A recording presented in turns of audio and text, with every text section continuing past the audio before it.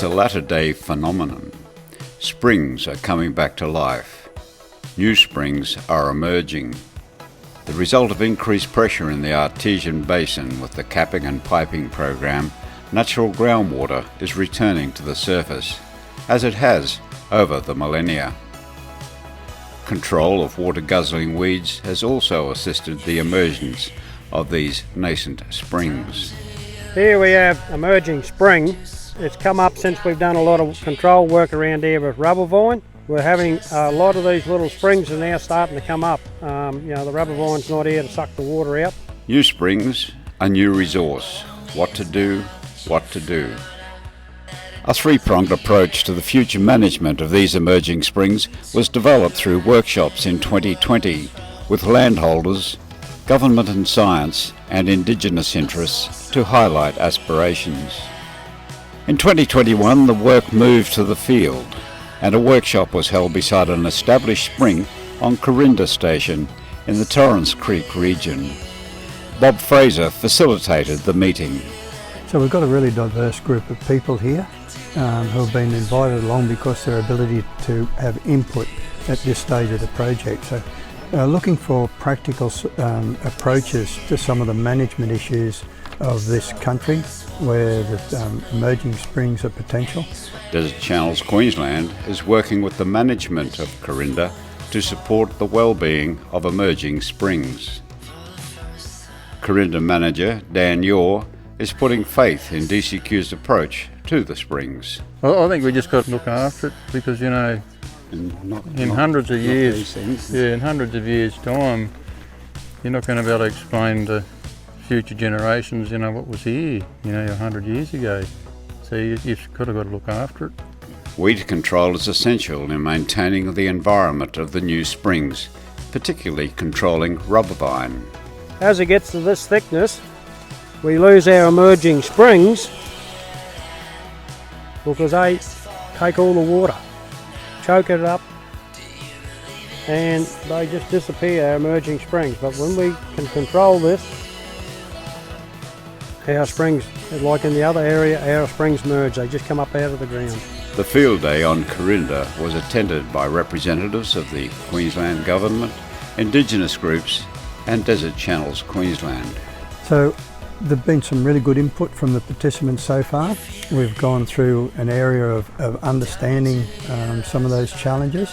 We've had a look at a site, we look at one innovative idea of perhaps protecting a small emerging spring from feral animals and cattle and things like that.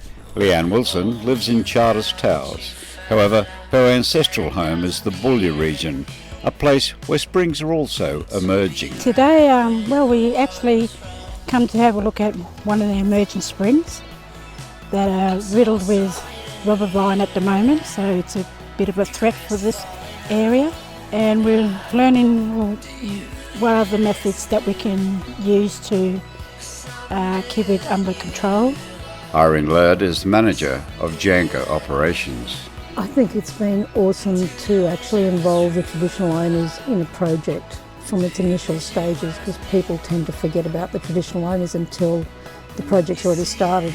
So this is awesome for relationship building, collaboration, and also advice from them as to how to manage their country. So I think that today is about knowledge and understanding what's going to happen and what they hope to achieve. And hopefully we can work alongside them to get the outcome that they really want.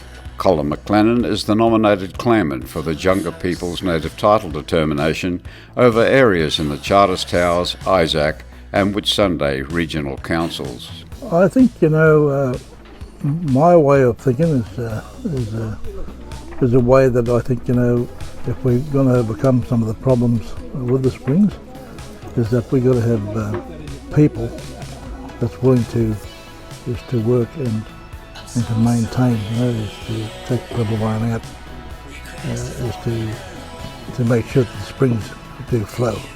The day-to-day development work is being carried out by DCQ and the landholders, Fleetwood Grazing. These little springs, they just start as just wet soil. You get a wet patch in the middle of nowhere, trees around it suddenly become a lot healthier, and then eventually you'll have water there all the time, and as emerging springs we need to protect them, and that's what Desert Channels is doing now. We're working out ways of protecting the smaller emerging springs and let nature take its course. Here's another one here emerging, you can tell by the grass. Quite a wet area in here. This probably end up being one springer, but at present there's two definite little springs starting here, maybe 3 over there. While the DCQ field teams tackle the rubber vine, project officers like Natalie Pearce take over the monitoring to measure the effect of the work.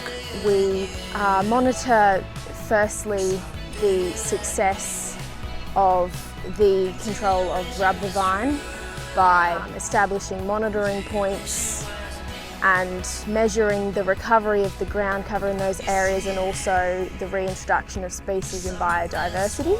In terms of the emerging springs in the area, there'd be a lot of photo monitoring points that are also established to identify the species that are emerging along with the springs in those areas, and whether there are any unfavourable species, as well as any animal activity that may be providing a disturbance to the emerging springs. The field day in this remote region was deemed a success in bringing stakeholders together. I've got plenty of confidence in, in DCQ, Desert Channels, whatever, to take care of it for us And build relationships with some of the landholders that are going to be involved in the future.